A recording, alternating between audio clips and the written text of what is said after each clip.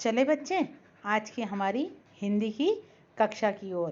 तो चलिए, आज हम अपनी कक्षा में पद्य में हमारा पाठ पढ़ेंगे घर की याद, जिसके कवि हैं श्री भवानी प्रसाद मिश्र जी। पहले वीडियो में हमने इनका जीवन परिचय पढ़ लिया है। तो आइए आज हम कविता प्रारंभ करें। कविता की पंक्तियां पढ़े पहले।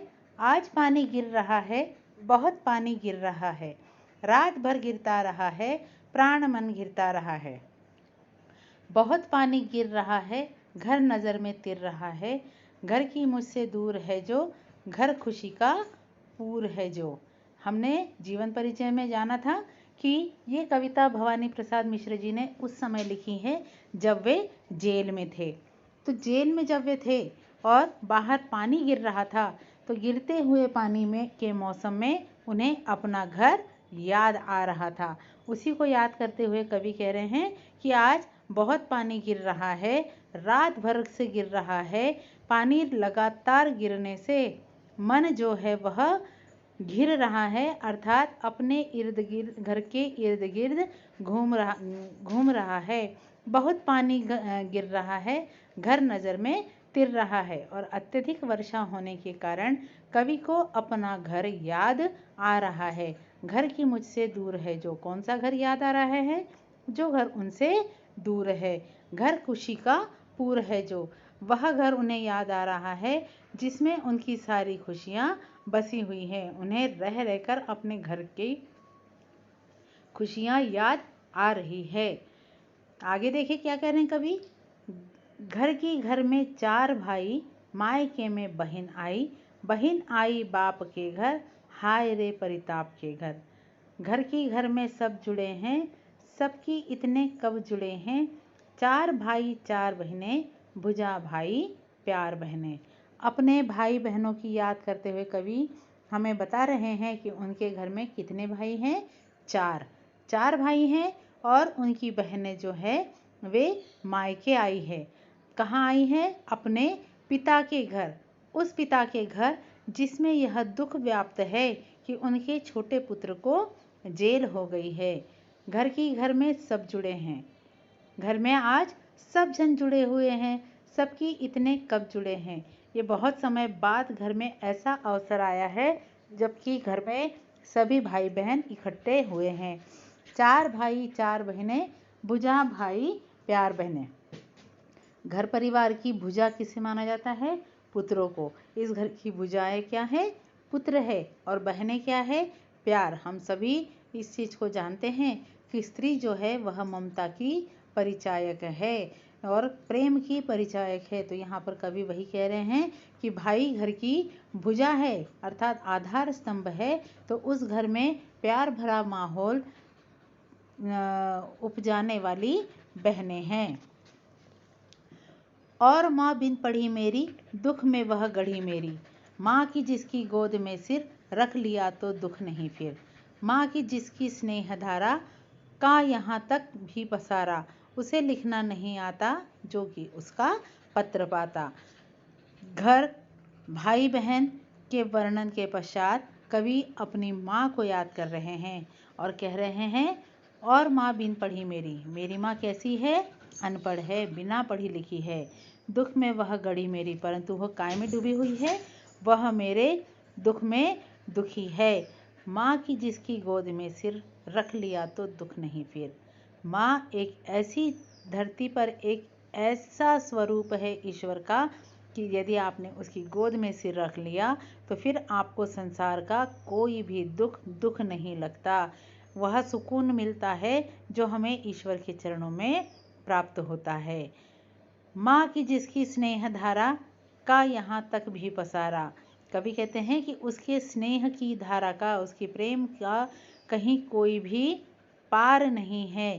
कहते हैं कि ईश्वर संसार में हर व्यक्ति के पास नहीं रह सकता था, इसलिए उसने धरती पर माँ बनाई जो अपने बच्चों का अंतिम समय तक रक्षण करती है, उनको दुलारती है। तो कवि यही कह रहे हैं कि उसकी स्नेह धारा का यहाँ कोई पारावार नहीं है। वह कहाँ तक फैला है इसका कोई अंदाज़ा नहीं लगा सकता। उसे लिखना नहीं आता, चूंकि वह अनपढ़ है, उसे लिखना पढ़ना नहीं आता। जो कि उसका पत्र पाता, वह अनपढ़ है, इसीलिए वह मेरे दुख में परेशान तो है, परंतु वह मुझे पत्र नहीं लिख पाती। मैं उसके पत्र की आशा लगाए बैठा हूँ, परंतु वह मुझे पत्र नहीं भेज पाती। अब बारी है पिता की। अब पिता का वर्णन। पिताजी जिनको बुढ़ापा एक क्षण भी नहीं व्यापा, जो अभी भी दौड़ जाए, जो अभी भी खिलखिलाए, मौत के आगे न हिचके, शेर के आगे न बिचके, बोल में बादल गरजता, काम में झंझाल रचता। पिताजी ऐसे हैं कि आज इतनी आयु हो गई है, उनके सभी पुत्र बड़े हो गए हैं, बेटियां ससुराल जा चुकी हैं, परंतु आज भी उनको बुढ़ापा छू नहीं पाया है। एक क्षण भी नहीं व्यापा। वे एक क्षण भी ऐसे नहीं प्रतीत होते जैसे वे बुजुर्ग हो, और वे एक क्षण भी अपना व्यर्थ व्यतीत नहीं करते। जो अभी भी दौड़ जाए, वे आज भी इतने तंदुरुस्त हैं कि युवाओं के साथ दौड़ लगा ले। जो अभी भी खिलखिलाए, वे आज भी खिलखिलाते हैं, अर्थात घर में भी हंसी खुशी का माहौल बनाते हैं। मौत के आगे न हिचके, वे इतने सक्षम है या इतने हिम्मत वाले हैं कि वे मौत को सामने देखकर भी नहीं डरते। शेर के आगे न बिचके, यदि उनके सामने शेर आ जाए तो भी उनकी हिम्मत में कहीं कोई कमी दिखाई नहीं देगी। बोल में बादल गरजता, उनका बोलना जो है वह इतना प्रभावशाली है या इतना दबंगाई लिए हुए है कि ऐसा लगता है मानो बादल गरज रहे हो। काम में झंझाल रचता, उनके काम भी ऐसे हैं कि उन्हें देखकर हर कोई कांपने लग जाए। यानी काम भी उनका उतना ही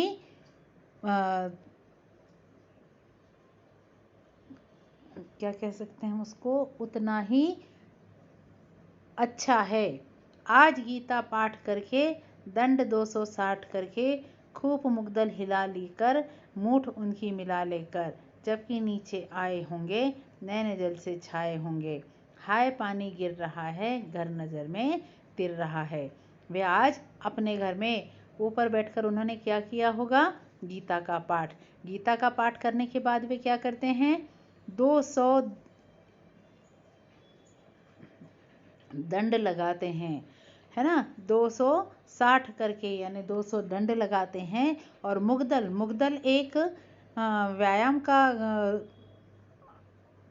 अंग है। उसमें लकड़ी के 2 बड़े बड़े खंभे समान रहते हैं, उन्हें अपनी दोनों भुजाओं में पकड़कर सिर के ऊपर से घुमाया जाता है।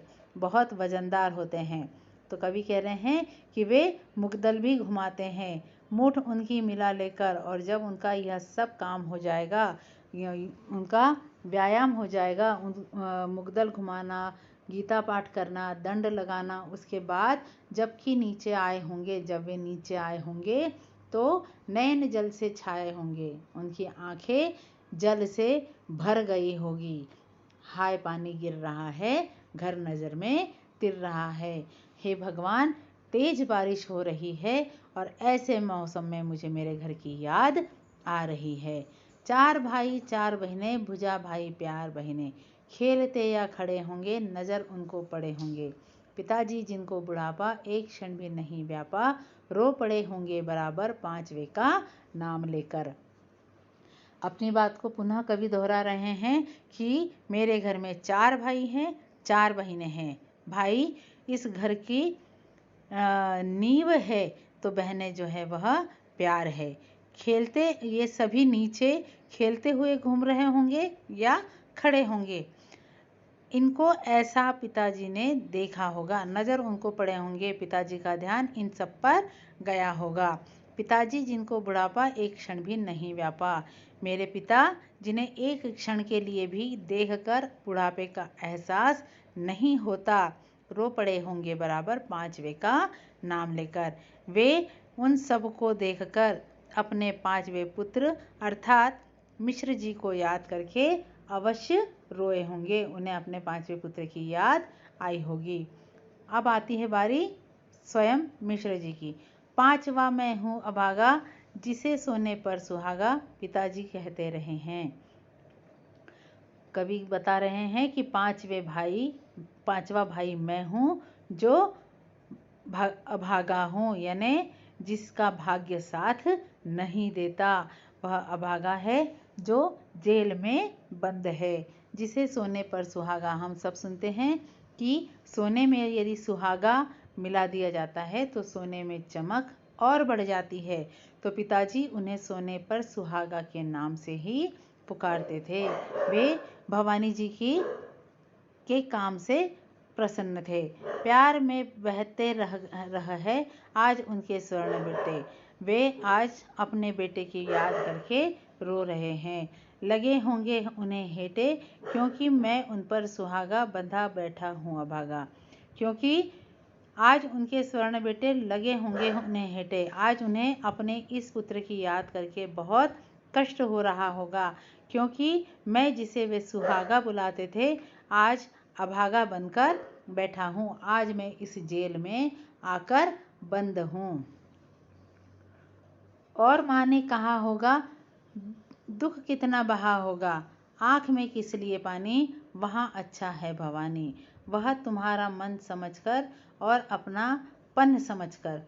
इस पर दुखी पिता को सांत्वना देने का काम माँ ने किया होगा। माँ ने उनसे कहा होगा कि दुख कितना बहा होगा, क्यों इतने दुखी हो रहे हो, आँख में किस लिए, तुम्हारी आँखों में यह पानी क्यों है, वहाँ अच्छा है भवानी। यानी जेल में भवानी खुश है। वह तुम्हारा मन समझकर और अपनापन समझकर उसने अपना दुख छुपाकर उनके दुख को कम करने का प्रयत्न किया। उन्हें यह बताया कि वहाँ पर भवानी अच्छा है। गया है सो ठीक ही है, यह तुम्हारी लीक ही है। पाँव जो पीछे हटाता, कोख को मेरी लजाता। इस तरह हो न कच्चे, रो पड़ेंगे और बच्चे। फिर अपने को और अपने पति को ढांढस बंधाते हुए वे कहती हैं कि जो वह जेल गया तो कोई गलत काम के लिए नहीं गया जिससे कि हमारा सिर नीचा हो सके। वह तुम्हारी ही लीक पर है, तुम्हारी लीक पर यानी तुम्हारी ही परिपाटी पर चल रहा है। राष्ट्र के हित में ही वह जेल गया है। पाँव जो पीछे हटाता, यदि वह अपने पैर पीछे हटा लेता, जेल में जाने के डर से यदि वह पीछे हट जाता, कोख को मेरी लजाता, तो वह मेरी कोख को लज्जित करता। इस तरह हो न कच्चे, रो पड़ेंगे और बच्चे। तो वह कहती है कि तुम इस प्रकार से कमज़ोर मत पड़ो। इस तरह तुम्हें कमज़ोर देखकर बच्चे भी रो पड़ेंगे, उनकी भी हिम्मत टूट जाएगी। इस तरह की बातें करके वे अपने पति को हिम्मत दिलाती हैं। पिताजी ने कहा होगा, हाय कितना सहा होगा, कहाँ मैं रोता कहाँ हूँ, धीर मैं खोता कहाँ हूँ, हे सजीले हरे सावन, हे कि मेरे पुण्य पावन। उनकी इस तरह की बातों को सुनकर पिताजी ने उनको हिम्मत देते हुए कहा होगा कि हाय मेरे बच्चे ने वहाँ पर कितना सहा होगा, या मेरा बेटा वहाँ कितने कष्ट सह रहा होगा। मैं रोता कहाँ हूँ, मैं रो कहाँ रहा हूँ, धीर मैं खोता कहाँ हूँ, मैं अपने धैर्य को नहीं खो रहा हूँ। हे सजीले हरे सावन, हे कि मेरे पुण्य पावन। कवि कहते हैं, हे चारों ओर हरियाली फैलाने वाले मेरे सजीले सावन, हे मेरे पुण्य पावन, ये मेरे पुण्य कर्म है जो मुझे इतना अच्छा परिवार मिला है। तुम बरस लो वे न बरसे। अब कवि सबकी परिस्थितियों का वर्णन करने के पश्चात सावन से अपेक्षा कर रहे हैं कि हे सावन, तुम्हें जितनी इच्छा है तुम बरस लो, परंतु ऐसा कुछ प्रयत्न करो कि मेरे माता पिता या मेरे परिजनों की आंखों से अश्रु न बहे। पांचवे को वे न तरसे, वे अपने पांचवे पुत्र को याद कभी न करे, पांचवे की कमी उन्हें महसूस न हो। मैं मजे में हूँ सही है, मैं यहाँ पर बहुत आनंद में हूँ, घर नहीं हूँ बस यही है। बस उन्हें किसी तरह से ये समझ जाए कि मैं यहाँ पर बहुत आराम से हूँ, बस इतना कष्ट है मुझे कि मैं घर में नहीं हूँ, किंतु यह बस बड़ा बस है, इसी बस में सब विरस है। बस ये जो मैं तुमसे कह रहा हूँ यही सबसे बड़ी बात है और इसी में मेरे जीवन की सारी सच्चाई छिपी हुई है। अर्थात मैं यहाँ पर कष्ट में हूँ, मुझे उन सब के अभाव का एहसास हो रहा है, मैं यहाँ दुखी हूँ, यह बात तुम उन्हें पता मत लगने दो। किंतु उनसे यह न कहना, यही बात अपनी बात को आगे बढ़ाते हुए कवि कह रहे हैं कि तुम जाकर उनसे ये मत कहना, उन्हें देते धीर रहना, हमेशा उन्हें हिम्मत ही देना। उन्हें कहना लिख रहा हूँ, उनसे कहना कि मैं लिख रहा हूँ, उन्हें कहना पढ़ रहा हूँ, उनसे कहना मैं पढ़ भी रहा हूँ, काम करता हूँ कि कहना नाम करता हूँ कि कहना, उनसे कहना कि मैं काम भी कर रहा हूँ और उनका नाम भी बढ़ा रहा हूँ। चाहते हैं लोग कहना मत करो कुछ शोक कहना, उनसे कहना कि कोई चाहे कुछ भी कहे पर वे कभी भी शोक न कहे। उन्हें कहना कि वे मुझे याद करके कभी भी दुख न करे। और कहना मस्त हूँ मैं, काटने में व्यस्त हूँ मैं, उनसे कहना कि मैं मस्त हूँ, यहाँ मज़े में हूँ, काटने में व्यस्त हूँ मैं यहाँ पर सूत काटने में व्यस्त हूँ। वजन 70 शेर मेरा, यहाँ पर मेरा वजन 70 किलो हो गया है और भोजन ढेर मेरा, और मुझे यहाँ पर बहुत खाना मिलता है। कूदता हूँ खेलता हूँ मैं, यहाँ पर कूदता और खेलता हूँ, दुख डटकर ठेलता हूँ मैं, दुख उसको मैं दूर भगा देता हूँ, दुखों का मैं बड़ी हिम्मत के साथ सामना करता हूँ। और कहना मस्त हूँ मैं, यो न कहना अस्त हूँ मैं, और उनसे ये कहना कि मैं यहाँ पर मस्त हूँ, उनसे ये कभी मत कहना कि मैं यहाँ पर दुखी हूँ। हाय रे ऐसा न कहना है कि जो वैसा न कहना।